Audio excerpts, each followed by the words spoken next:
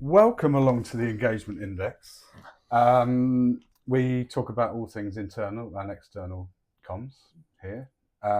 This episode is about one of my favourite subjects, the regions, regional content. But you've never been to the regions. I have.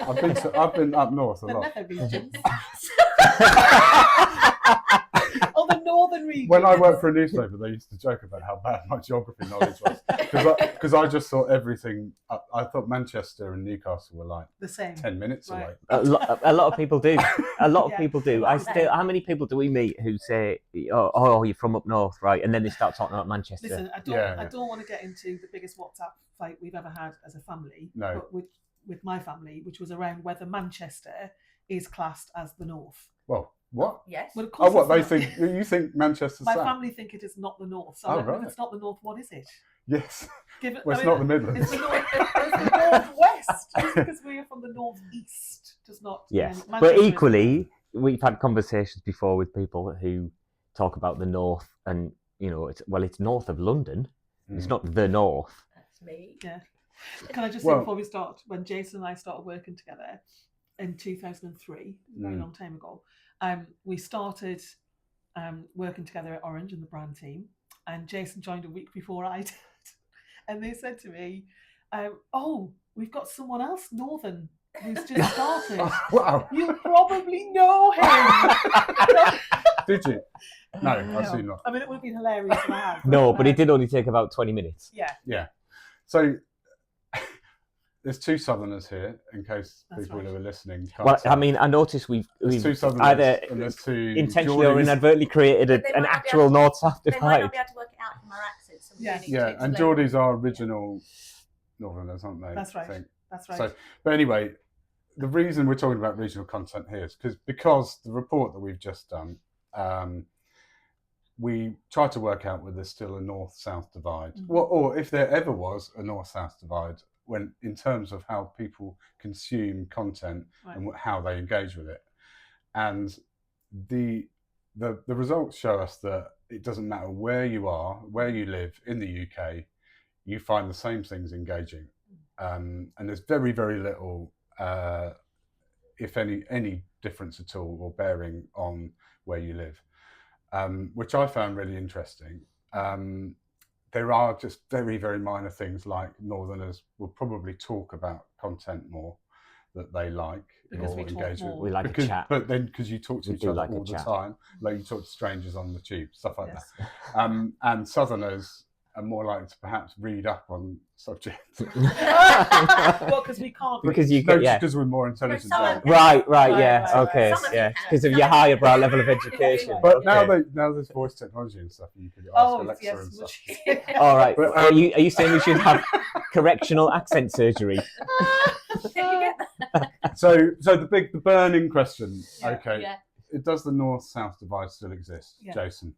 I mean, did it ever? In terms of what that really means from an engagement point of view, not in a negative way. I think it actually can be used in a positive way, right? So if you've got, in the work that we do with employee engagement, we work with a lot of businesses that have got regional offices, call centres, retail teams scattered around, or teams out in the field. I think tapping into that regionally is a really valuable tool, right? So using localized knowledge, insight, people, places to make those audiences feel and heard. If you see something that is familiar to you, whether that be the way that something's written, some language that you've used, or visually, then immediately you're going to tune into it. You recognize it, and also it's saying that your business, your brand is listening to you. Yeah, I think that's important. There are nuances, aren't there, like of what would appeal to someone in a particular region versus another region. Some of those we don't really understand. I remember when I was on the newspaper, so it's such a cliche, but the further north you went, the more you would put like murder stories on the front page. And in Scotland, they love murder. Love murder. They love it so much that whenever there'd be a murder, you'd ask whether there's any Scottish link to that. And if there was, that's a story from the Daily Record. Yeah. Or so whatever. Put that in your comments. Is that what you're saying? Yeah, so put murder in your comments. I'm not saying that, but it's like little nuances that you would find out. However, it'd be bizarre to think that just because someone lives in, say, Manchester, that they're going to be less emotional about or less engaged with a piece of content just because they're from Manchester compared to someone who's from London. And I think as well from a comms perspective, the opportunity, similar to what you were saying about really regionalising your content, is just so much more important now. I think that the globalisation that's happened has also triggered a reverse around hyper-localised coverage, and I think that's where the regional press is doing really, really well, particularly online. I think people want, as they feel more disconnected from that big global piece in the news, finding out what's happening, in your area, if we are, say, Manchester, in the Manchester Evening News, that's more relevant to people day to day than perhaps what's happening, in Trump's America. It's actually something it's more tangible. So I think from certainly from the work we do, we're always bringing in that regional angle, whether that's with stats and research, whether that's case studies that have got that regional angle and can open the door to regional press. So we're hitting that national piece as well as the regional piece to make the content as engaging as possible. One of the studies that I love is called Meet the 85%. I talk about this one a lot with the team. And it's called that because 85% of the UK do not live in London. Right? And obviously we're a London-based agency. I love the fact that we have great balance across our senior team, i.e. us, that we're able to really understand regional audiences. And we're using kind of the best of what we get from working in London, which is a lot. It's a great place. But also with our understanding of regions and how we balance those two things out. Because obviously we're in comms and PR and creative and brand, we're always going to get tarred with the ivory tower syndrome of being in London. So how I do think it's actually something that we're incredibly good at, is being able to understand messaging and how it needs to reach all audiences, whether that's in the UK or global, as you say. I think I don't think, though, that we can underestimate how much we tap into that because we are from the Northeast. Yeah. Right? If we were an agency of all Southerners, Chelsea, all Southerners who were born and brought up in the South, would we have that view? Like, I think it's natural for us because that's our background, but also we feel we want to champion that, right? I'm interested from your point of view in terms of your journalist background, in terms of life on the papers and that sort of London Fleet Street mentality kind of back in the day, that here you have all of the national newspapers based in London writing the stories for the nation. Are you talking about the terrible Southern media bias? No, you see this is interesting to me because I started on the Mirror, my first national newspaper. Well, actually I started in the Sun, but then I went to the Mirror pretty quickly after that, and a lot of we had reports from all over the country.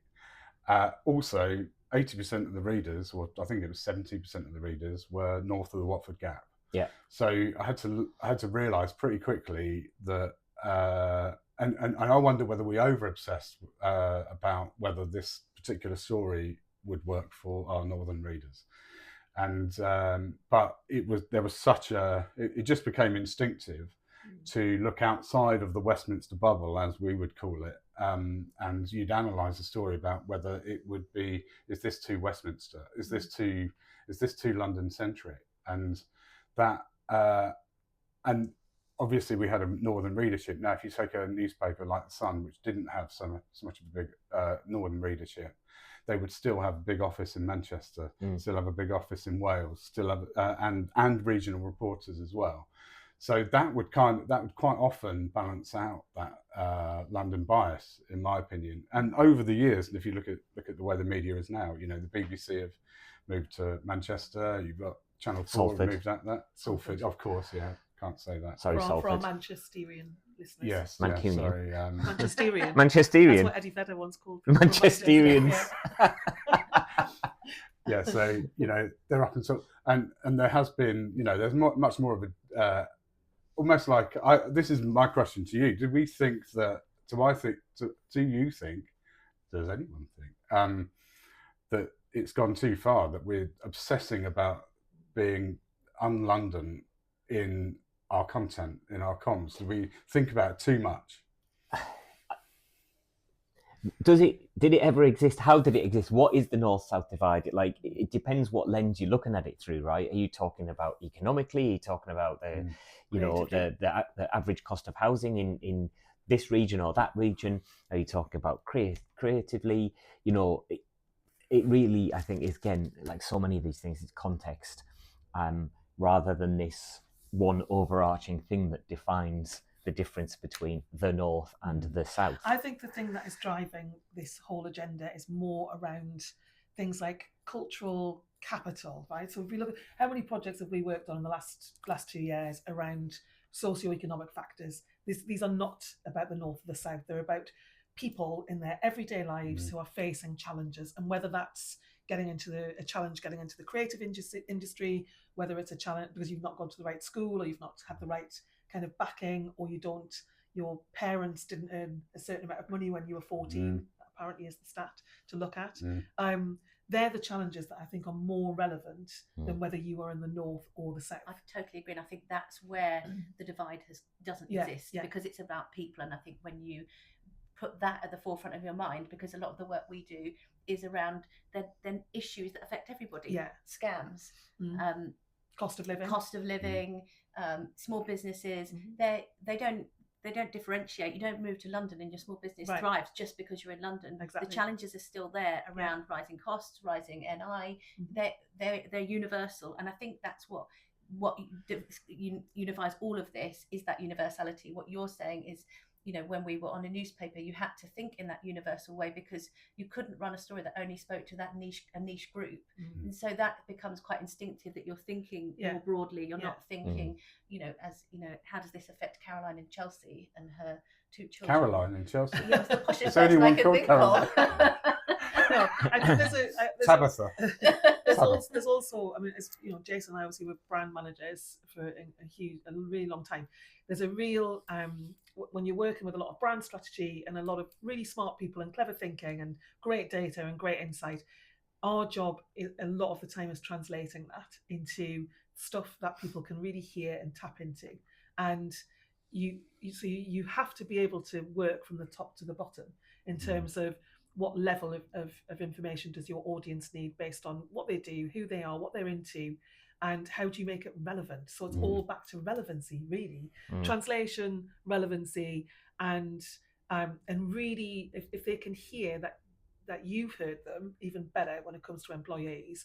We've branded millions of buildings, right? Millions of office buildings and places where people work. And Jason mentioned language earlier. That it's such a brilliant way to really show that you've heard someone regionally without it being patronising, without it being, kind of off colour in any way. It's just, and that can be anything down to messages that you put on mirrors in bathrooms or signage that you use in buildings, using local dialects and having some real fun with that. I think employees love that when it comes to engagement and feel that it's part of their identity and who they are. It's kind of, I don't think that changes regardless of whether you live north or south. Your identity is something that should always be, identity just as a concept should always be factored in to content. Yeah, and this, also just the broad notion of the north-south divide, right, is so undermining of the individual quirks of different parts of the country, right? And you say north-south divide, you've completely ignored Wales, right, straight away. Yeah, no, we'll take them. And I think what's happening when you move west and east and northeast, and but as an example of just trying to put everyone into the same box, there's probably no greater kind of patronisation than the north-south divide. Exactly, and also these prejudices that make it very difficult to to run that sort of north-south type divide.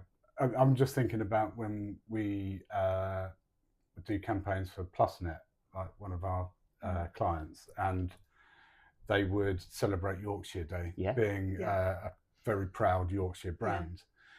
I mean, they were much more concerned about Yorkshire versus Lancashire than they would be Yorkshire versus Surrey.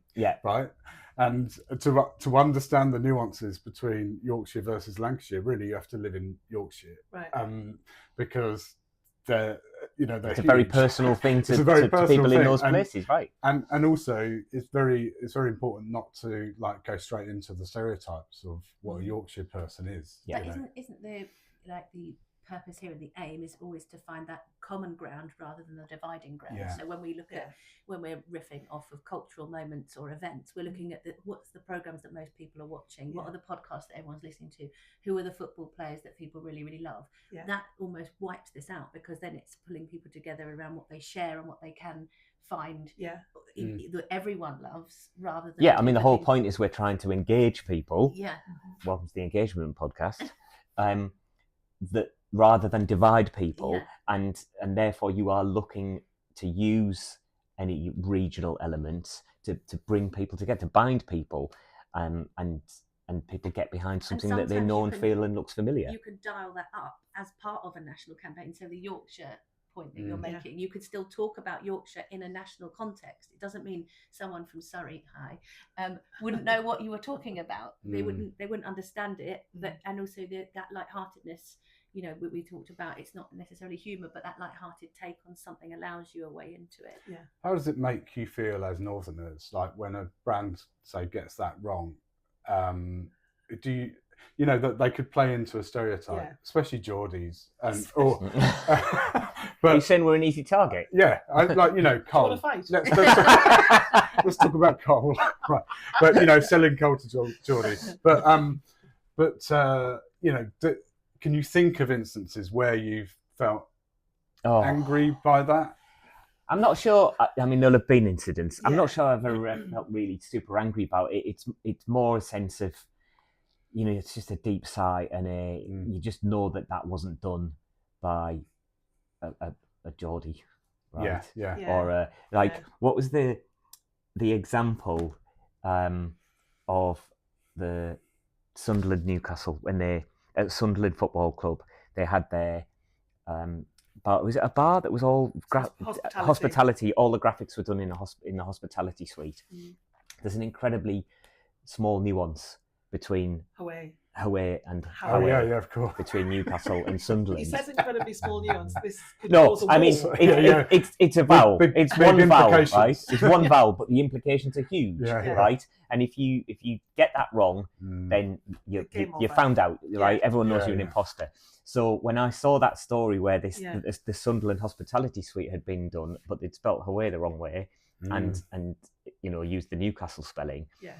That was just a real shake of the head it was a big of celebration who was responsible for that. Yeah. Right. How did that happen? Was that? It must have that been was done. Infiltrated? Like, I mean, that would be the sinister approach.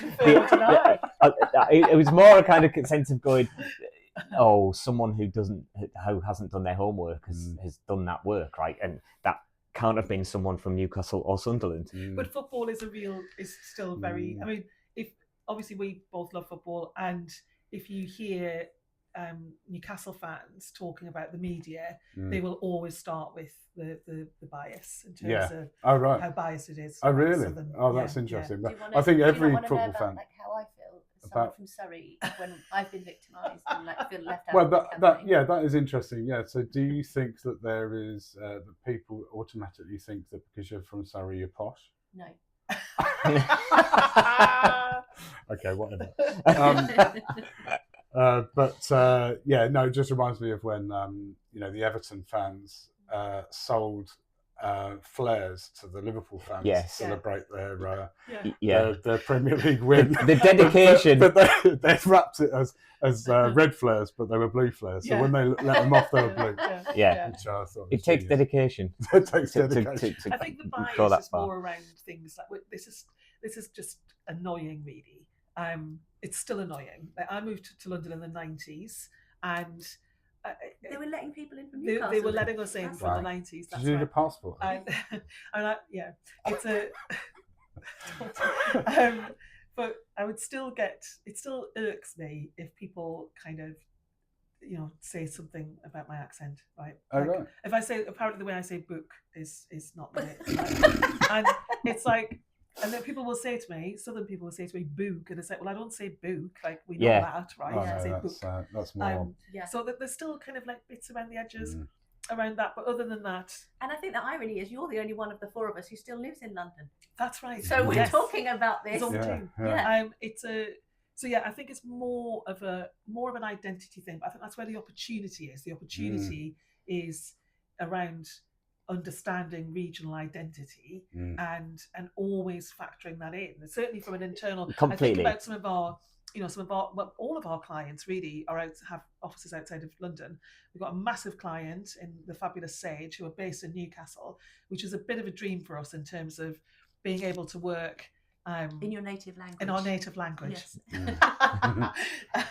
It's fantastic, but to be able to take our understanding of brands and comms and regions and put it all together like that is just brilliant. Yeah, and any creative brief that you're looking at for an engagement campaign, you're looking for ways in, right? You're looking for the ways to engage, for the levers that you can pull, and the regional element is one that's just sitting there, right there, waiting for you to kind of go, can this be used in a really positive way to help add something else to this idea that's going to make it even more relevant and engaging for a particular audience in a particular place? Sab, what do you think about the North-South divide from now a campaign's perspective? Do you think there's more opportunity? Is it something you think about when you're coming up with an idea? How can I take this out regionally?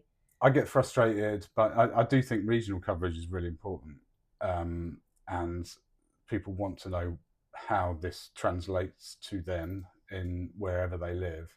I do get a little bit frustrated by the idea that, by the stereotypes of like, oh, okay, we need to make this for Manchester or this for Newcastle, because especially as I know so many people that have moved out from down south to up north, as if like there's just this homogenous group of people that are consuming content in this particular area, the north and the south. So my feeling is that quite often people will obsess over not making, or this content seems very London centric. You hear that quite a lot, and actually I think quite often that's an irrelevant point. Because as we've seen from this report, it doesn't really matter. People are people. You might argue that people in a different country culturally might consume content in a different way or find certain aspects more engaging than others. But I don't believe that the North-South divide is as heavy as it once was, especially, the house prices no doubt have contributed to this, getting out of London, getting out of the southeast, getting better value for money in other areas of the country. Not to say Manchester, because Manchester's almost just as expensive as London now anyway. But yeah, and not to say that the only people that have shifted this is Londoners moving to those places. Yeah, they've saved it for us.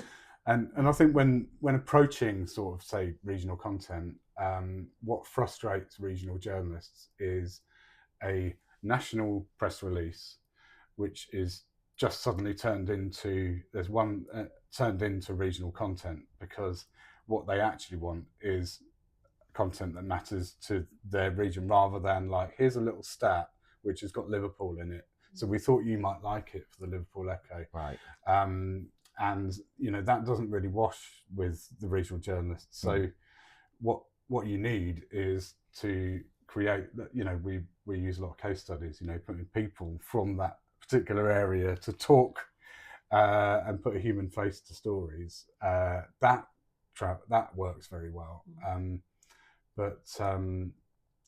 think that I personally think that you can over obsess about it, but always be looking for the opportunity of how to regionalise something, but not do it in a cynical way. Yeah, great. That feels like a natural yes. point to close on. So you would say that because you're from the north. That's right. Let's not be divided Let's about not be this. divided by it. Come on. Is it true you can you can go up north and knock on someone's door and they'll make you a cup of tea? Probably, yeah. You told me that when we They went are to much Spain. friendlier. They are much friendlier, yeah. Yeah. It's, I mean, that's just true. That's just a fact. Yeah. I still say thank you to a bus driver when I get off the bus. So do I. Go on, Laura. No, you're right. I never get on a bus. Yeah, you're talking about a chauffeur, not a bus driver. Okay, we'll leave it there. Thanks very much for listening and see you at the next one.